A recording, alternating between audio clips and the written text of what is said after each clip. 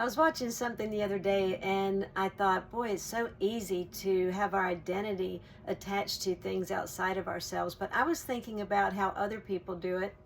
And then I remembered one of the times that I did it that was really crystal clear. And it's a time when Hayden and I bought a new car. And just to put things in perspective, we traded a car in that was a Honda Accord. It had like 320,000 miles. I don't even know if that's possible, but it's my memory. It had a lot of miles on it. The side mirror had been knocked off. There was paint peeling in places. The headlights were cloudy. You know the kind of car I'm talking about. And when we traded it in, the owner of the dealership said something like, wow, this is how to do it. This is smart. You just drive a car till the wheels fall off. And Hayden and I always got a laugh out of that because, yeah, that's why we did it, because we're smart, not because we didn't have money to buy another car. But at this point, we bought a new car, and it was an SUV, so it was higher than what I was used to. It was black and shiny. It had leather interior. It had power everything. And I was driving to the grocery store, and this feeling came over me.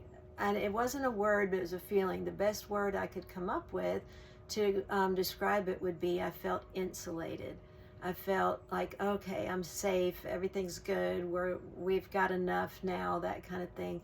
And this other feeling was lurking right on the edge of it that to me is quite painful. And that feeling was superiority. So when I got to the store, I pulled in the parking lot and I just sat there and processed and breathed for a minute. It was not a good feeling. When we attach our sense of safety or well-being or security to something outside of ourselves, it's always going to create despair, because we know that that is everything outside of ourselves is temporary. We can attach our well-being to a car, to our finances, to a job, to a relationship, to our children, even to our outer appearance. And yet every bit of that is temporary. All of that is going to change.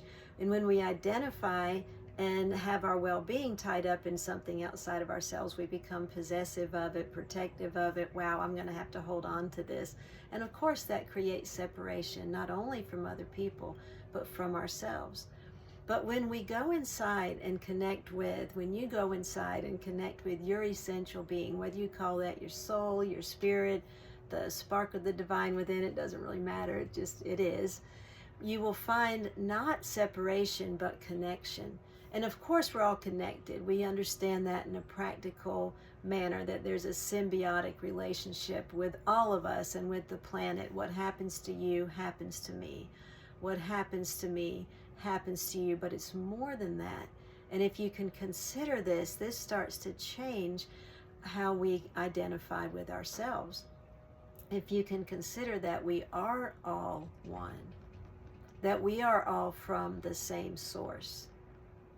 And you don't have to agree on what the source is, that doesn't really matter, but we are all from the same source.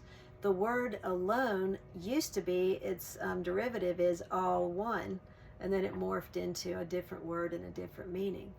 But it was all one. And that is where our safety lies. That's where our true security is and our true strength, not from being insulated, but from being unified. When we identify with our inner self, we realize we're not just this tiny little infinitesimal speck in the universe trying to make it on our own, which would literally be impossible. But we realize that we are all connected.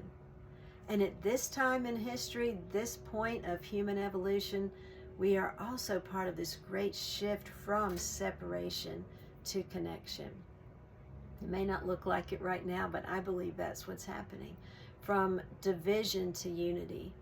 And it starts with you, it starts with me, the individual, moving from this identity with the external, moving our identity to the internal, to our essential being, to the truth of who we are.